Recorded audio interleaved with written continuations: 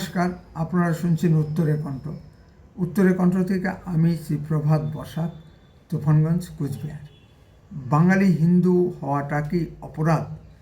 এই প্রতিবেদন পেশ করতে বসলাম।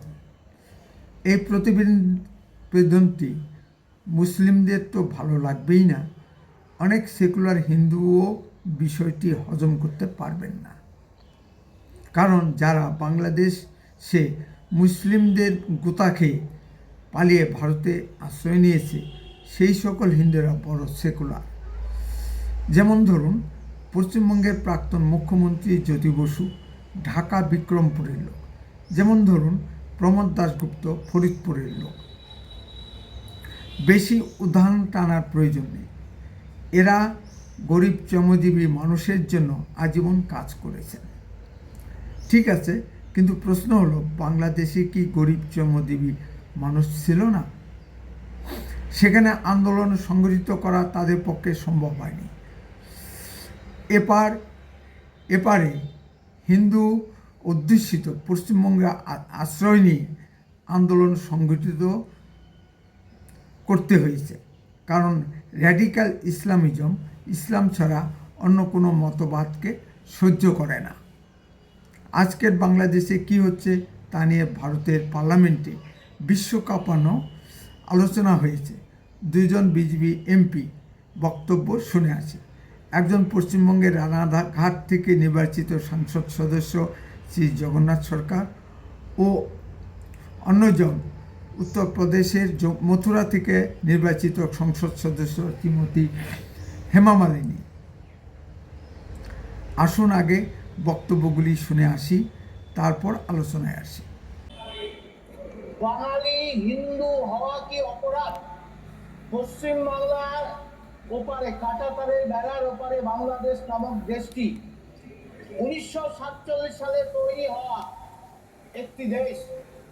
সেখানে যেভাবে রাষ্ট্রীয় মদতে বাঙালি হিন্দুদের বেছে বেছে নির্যাতিত হতে হতে তাদের মন্দির ভেঙে দেওয়া হচ্ছে, তাদের আর্থিকভাবে তছরূপ করা হচ্ছে, রাতের বেলায় যেভাবে ধরে ধরে নিয়ে যাকে ধর্মান্তরিত করে ইসলাম করা হচ্ছে সরকারি মদতে, তার বিরুদ্ধে যখন প্রতিবাদের আন্দোলন হচ্ছে, চিন্ময় মহারাজকে, তাদের লিডারকে অ্যারেস্ট করে নির্যাতন করা হচ্ছে, খেতে দেওয়া হচ্ছে না, তাদের মা বোনদের উপর অত্যাচার হচ্ছে। আজকে এইভাবে যদি চলতে থাকে তাদের কি অপরাধ ছিল? ওপার বাংলা এপার বাংলার বাঙালি সমাজ ভারতবর্ষের স্বাধীনতা আন্দোলনে সবচাইতে অবদান যার বেশি, সেলুলার জেলে চলে যাবেন। 693 এর মধ্যে 400 জন ছেলে ছিল বাঙালি সমাজ, হিন্দু বাঙালি সমাজ। আর তারা আজকে স্বাধীনতার পর নির্যাতিত, ওপার থেকে এসে দেশ ভাগের পর কাঁটাতারের বেড়ার মধ্যে তারা অত্যাচারিত হচ্ছে। এপারে এসেও তাদের শান্তি নেই। দিনের পর দিন অনুপ্রবেশকারী এসে আমাদের জনসাম্য ভারসাম্য নষ্ট করে দিচ্ছে। মালদা, মুর্শিদাবাদ, দিনাজপুর, দক্ষিণ 24 পরগনা, নদীয়ার কিছু অংশ, হুগলি, হাওড়া, তারা এখানে নির্যাতিত এবং সরকারি মদতে হচ্ছে। এবারে সরকার পর্যন্ত আমরা দেখছি দর্শক হয়ে যাচ্ছে, সরকারি সম্পদ তছনছ করছে, মন্দির ভাঙা হচ্ছে। বেড়াডাঙ্গা ইস্যুকে কেন্দ্র করে যেভাবে বাংলায় বিভিন্ন জায়গায়, হাওড়া, উলুবেড়িয়া, বিভিন্ন জায়গায় দাঙ্গা ছড়াচ্ছে সরকারি মদতে। এইভাবে প্রশাসন চলতে পারে না। তাদের অপরাধ কি ছিল? স্বাধীনতা এনে আজকে সরকার কেন নীরব দর্শকের ভূমিকা পালন করছে? তাদের পেছনে দাঁড়ানো উচিত।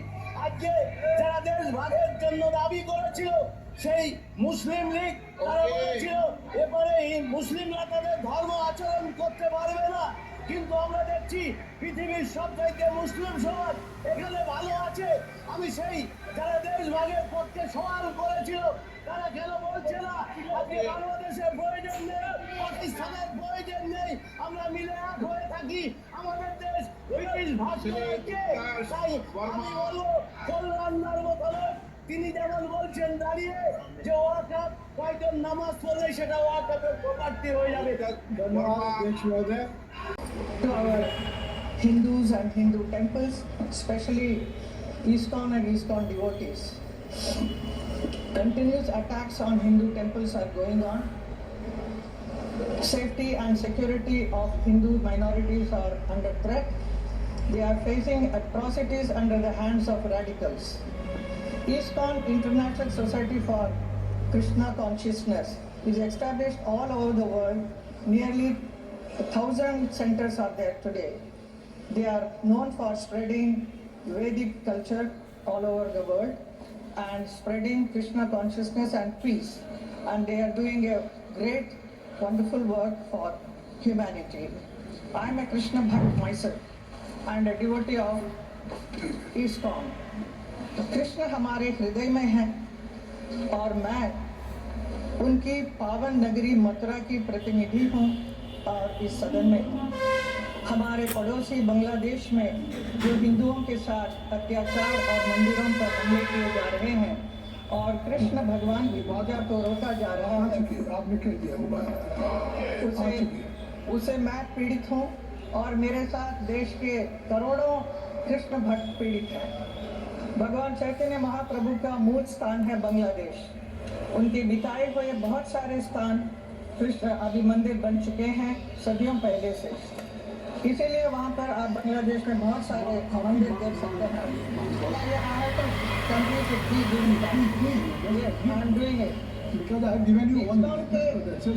कृष्णदास जी जो हिंदुओं पर अत्याचार जो हो रहा है उसके विरोध शांतिपूर्ण प्रदर्शन का नेतृत्व कर रहे थे, उन पर राजद्रोह का आरोप लगाकर बांग्लादेश सरकार द्वारा गिरफ्तार कर लिया गया है और उन्हें जेल में भी डाल दिया गया है। रंगनाथ श्याम सुंदर दास और रुद्रपति केशव दास, इन दोनों डिवोटी ने जो चिन्मय दास जी को जेल में दवाई देने के लिए गए थे, उनको भी अरेस्ट करके उनके साथ भी अत्याचार किया। इस बीच कई लोगों पर आपका बांग्लादेश से भारत आने पर रोक लगा दी गई है। सौकिया जी आपका भी इसी ये हिंसा, अत्याचार और धर्म का ये अपमान किसी भी रूप में स्वीकार नहीं कर सकते हैं और हम चुप नहीं बैठ सकते हैं। ये विदेश नीति का विषय नहीं है, ये हमारी भावनाओं से जुड़ा है और कृष्ण भक्ति के भाव से जुड़ा है। बांग्लादेश सरकार से मैं आशा करती हूँ वो जल्द से जल्द इस जितने भी हमारे सनातनी हिंदू भाई हैं उनकी सुरक्षा सुनिश्चित करें।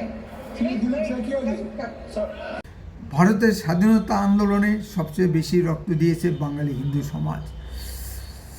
স্বাধীনতা ও দেশভাগের ফলে সবচেয়ে বেশি ক্ষতিগ্রস্ত হয়েছে বাঙালি হিন্দু সমাজ।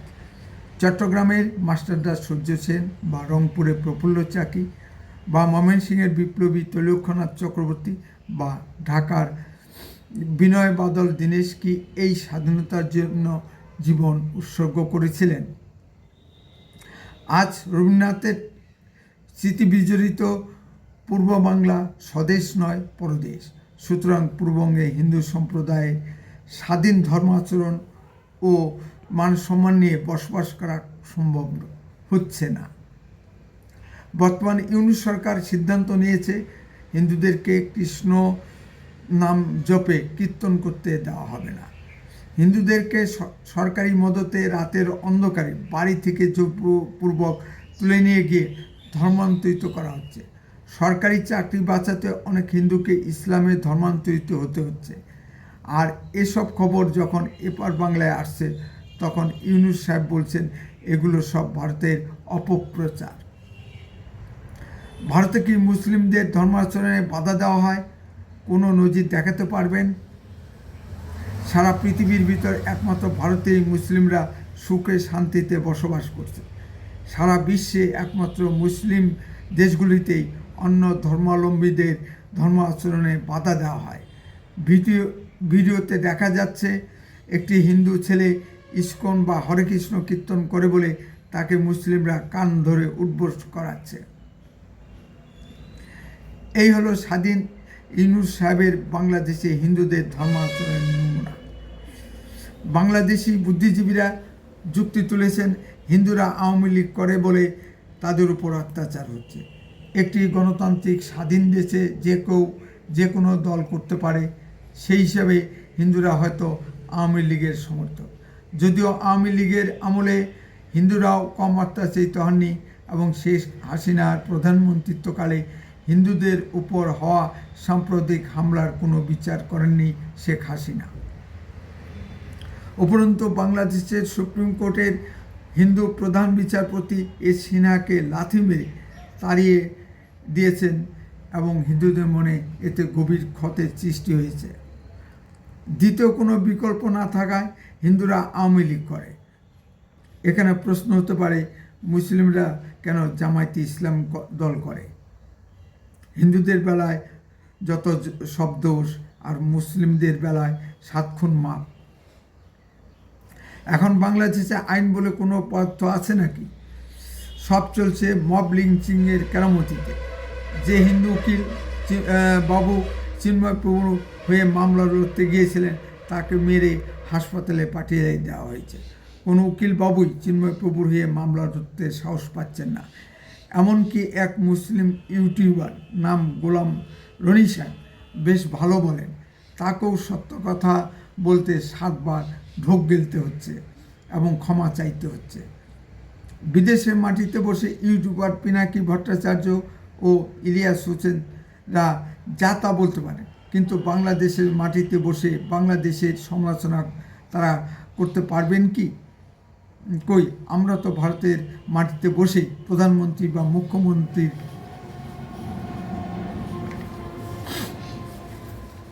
কঠোর সমালোচনা করি। বড়জোর কেস হতে পারে, জীবনহানির আশঙ্কা নেই। বাংলাদেশে প্রবল মাত্রায় আছে বলেই হিন্দু সাংবাদিক মুন্নি শাহকে গ্রেপ্তার করা হয়েছে। ভারত 3য় বৃহত্তম অর্থনৈতিক শক্তি হতে যাচ্ছে, আর পাকিস্তান বাংলাদেশকে ভিক্ষার ঝুলি নিয়ে দেশে দেশে ঘুরতে হচ্ছে। তাই আবার বাংলাদেশে ঘাস খেয়েও অ্যাটম বোমা বানাবে। ভারত যে পরিমাণ টাকা বাংলাদেশের কাছে পায় তা যদি একবারে পরিশোধ করতে হয় তাহলে তো বাংলাদেশকে ভিক্ষা করে ও হাতে পায়ে ধরেও তাল পাবে না। তাদের আবার ফুটানি দেখে বাঁচি না। এই ভিখারি বাচ্চারা আবার ভারত আক্রমণের সাহস দেখায়। ডক্টর মোহাম্মদ ইউনূস সাহেব অতি শিক্ষিত ও অধ্যাপক মানুষ, তার উপর নোবেল বিজয়ী, কিন্তু র্যাডিক্যাল ইসলামিজমের চিন্তা ভাবনা ছাড়তে পারেননি। তার একমাত্র চিন্তা কিভাবে বাংলাদেশকে হিন্দু শূন্য করা যায়, সেই লক্ষ্যেই তিনি কাজ করে চলেছেন। হিন্দু নির্যাতনের বিরুদ্ধে তিনি কি কোনো ব্যবস্থা নিয়েছেন তাকে আজ পর্যন্ত জানা গেছে বা দেখা গেছে? ডক্টর মোহাম্মদ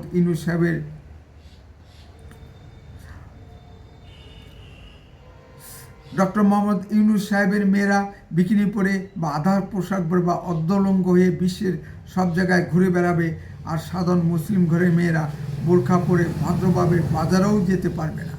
এই হলো ডক্টর মোহাম্মদ ইউনূস সাহেবের বাংলাদেশ। যে পশ্চিমবঙ্গকে ডক্টর শ্যামাপ্রসাদ মুখার্জি বাঙালি হিন্দুদের আবাসভূমি হিসেবে গড়ে তুলেছিলেন, সেখানেও মুসলিমদের অভিযান চলছে। সারা পশ্চিমবঙ্গকে বাংলাদেশের মুসলিম অনুপ্রবেশকারীতে ভরে দেওয়ার প্যান ইসলামিক পরিকল্পনা বাস্তবায়িত হতে চলেছে। ইতিমধ্যে মালদা, মুর্শিদাবাদ, উত্তর দিনাজপুর, 24 পরগনা, হাওড়ায় অবৈধ বাংলাদেশি মুসলিম অনুপ্রবেশকারীতে ছেয়ে গেছে। ভারতীয় মুসলিমদের বিরুদ্ধে আমাদের কোনো বক্তব্য নেই। আর সিপিএম তৃণমূল সরকার ভোটের লোভে জামাইয়া ধরে মুসলিম অনুপ্রবেশকারীদের নানান সুযোগ সুবিধা করে দিচ্ছে। আমাদের পশ্চিমবঙ্গেও বাঙালি হিন্দুদের অস্তিত্ব আজ প্রশ্নের মুখে পড়েছে। আগামী দিনে বাঙালি হিন্দুরা যাবে কোথায়? নিশ্চয়ই বঙ্গোপসাগরে। ডক্টর মোহাম্মদ ইউনূস সাহেব কি বাংলাদেশে বসবাসরত বাঙালি হিন্দুদেরকে জিম্মি করে ভারতের কাছ থেকে নানা সুযোগ সুবিধা আদায় করতে চান? উত্তরের কণ্ঠ সর্বদাই বাস্তব ও সত্য কথা বলে। আরও এই ধরনের ভিডিও পেতে দয়া করে এখনই চ্যানেলটিকে সাবস্ক্রাইব করুন। আপনার মূল্যবান মতামত কমেন্টে লিখুন। বেশি বেশি করে লাইক শেয়ার করে সবাইকে দেখার সুযোগ করে দিন। উত্তরের কণ্ঠ দেশের কথা বলে, দশের কথা বলে। আপনারা চোখ রাখুন উত্তরের কণ্ঠের পর্দায়। বন্দে মাতরম। ভারত মাতা কি জয়।